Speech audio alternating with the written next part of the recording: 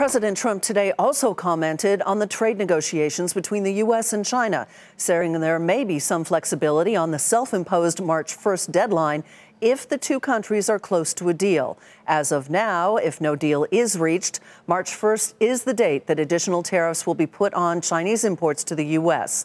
And while there is some optimism, there are also obstacles ahead of these high-stakes talks this week. Eunice Yoon is in Beijing. The USTR's Robert Lighthizer has arrived in Beijing to join the ongoing trade talks. Both sides officially remain optimistic.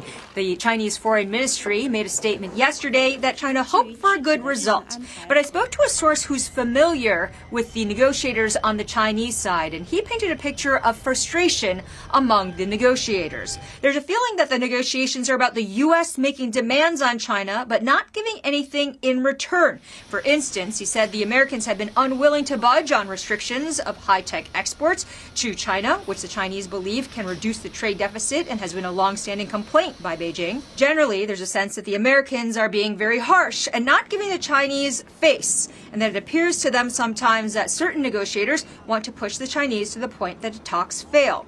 Also this afternoon, we got a rather testy response from the Chinese government about what they see as a continued U.S. campaign against Huawei. Secretary of State Mike Pompeo is in Central Europe and has cautioned U.S. allies against using Huawei equipment on their soil.